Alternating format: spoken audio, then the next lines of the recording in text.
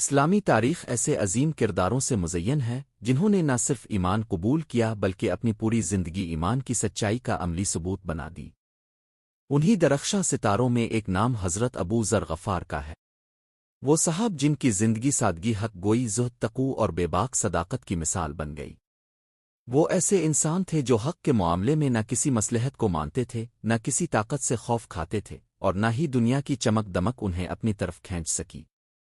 جاہلیت کے دور میں حق کی تلاش۔ حضرت ابو ذر کا تعلق قبیلہ غفار سے تھا، جو عرب کے بدنام قبائل میں شمار ہوتا تھا۔ یہ قبیلہ لوٹ مار، راہزنی اور قتل و غارت میں مشہور تھا، مگر ایسے تاریک ماحول میں بھی ابو ذر کی فطرت پاک تھی۔ وہ بتوں کے آگے جھکنے کو دل سے ناپسند کرتے تھے۔ جاہلیت کے زمانے میں جب شرک کو عزت اور توحید کو جرم سمجھا جاتا تھا، ابو ذر دل ہی دل میں ایک خدا کو مانتے تھے۔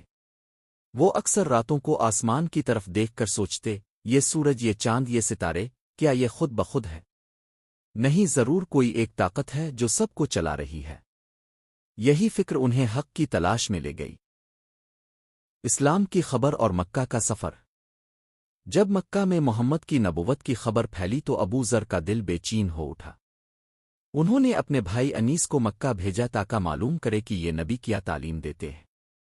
انیس واپس آئے اور بتایا، وہ ایک خدا کی بات کرتے ہیں، سچ بولنے کی تعلیم دیتے ہیں اور لوگوں کو ظلم سے روکتے ہیں۔ یہ سن کر ابو ذر کا دل گواہی دینے لگا، مگر وہ مطمئن نہ ہوئے۔ انہوں نے خود مکہ جانے کا فیصلہ کیا۔ مکہ میں خاموش تلاش۔ مکہ پہنچ کر وہ ڈر کے مارے کسی سے کھل کر سوال نہ کر سکے، کیونکہ قریش مسلمانوں پر ظلم کر رہے تھے۔ کئی دن تک وہ کعبہ کے صحن میں چھپ کر رہتے، رات کو زمزم کا پانی پیتے اور دن کو سائے میں بیٹھے رہتے۔ آخرکار حضرت علی کی نظر ان پر پڑی۔ انہوں نے خاموشی سے ابو ذر کو اپنے گھر لے جا کر رسول اللہ تک پہنچایا۔ ایمان لانے کا لمحہ۔ جب ابو ذر نے رسول اللہ کی زبان مبارک سے قرآن سنا تو ان کی آنکھوں سے آنسو بہنے لگے۔ انہوں نے فوراً کلمہ پڑھ لیا۔ یہ کوئی عام ایمان نہیں تھا، یہ یقین کا ایمان تھا۔ کعبہ میں حق کا اعلان۔ رسول اللہ نے انہیں نصیحت فرمائی کہ فی الحال اپنے ایمان کو چھپاؤ اور اپنے قبیلے میں واپس جا کر دعوت دینا۔ مگر ابو ذر کا مزاج مختلف تھا۔ وہ بولے، رسول اللہ، اس ذات کی قسم جس کے ہاتھ میں میری جان ہے، میں کعبہ میں جا کر سب کے سامنے کلمہ کہوں گا۔ وہ کعبہ کے صحن میں کھڑے ہوئے اور بلند آواز میں کہا، شیدن لا الہ الا اللہ و شیدن محمد الف رسول اللہ۔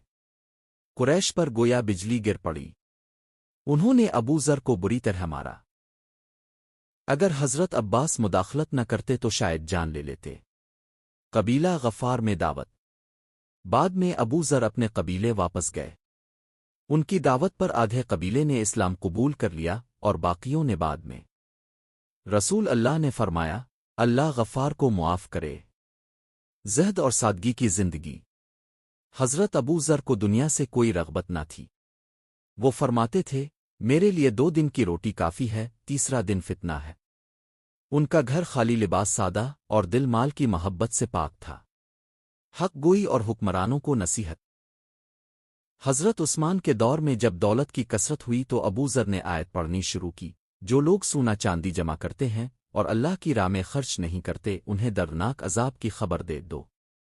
یہ بات بعض لوگوں کو ناگوار گزری، مگر ابو ذر پیچھے نہ ہٹے۔ ربضہ کی تنہائی۔ آخرکار وہ ربضہ کے مقام پر تنہا رہنے لگے۔ نہ محل، نہ خادم، نہ دولت، صرف ایمان۔ رسول اللہ کی پیش گوئی پوری ہوئی۔ ابو ذر تنہا جیے گا، تنہا مرے گا اور تنہا اٹھایا جائے گا۔ وفات کا لمحہ۔ جب وفات کا وقت آیا تو ان کے پاس کفن تک نہ تھا۔ قافلہ گزرا، لوگوں نے کفن دیا اور ایک عظیم صاحب اس دنیا سے رخصت ہو گئے۔ سبق اور پیغام۔ حضرت ابو ذر ہمیں سکھاتے ہیں کہ سچ کبھی نہ چھوڑو، دنیا کو دل میں نہ بٹھاؤ، ظلم کے خلاف آواز بلند کرو، اللہ پر بھروسہ رکھو، سادگی اختیار کرو۔ وہ تاریخ کے اوراق میں دفن نہیں ہوئے بلکہ آج بھی زندہ ہیں، ہر اس شخص کے دل میں جو حق کے لیے کھڑا ہونا چاہتا ہے۔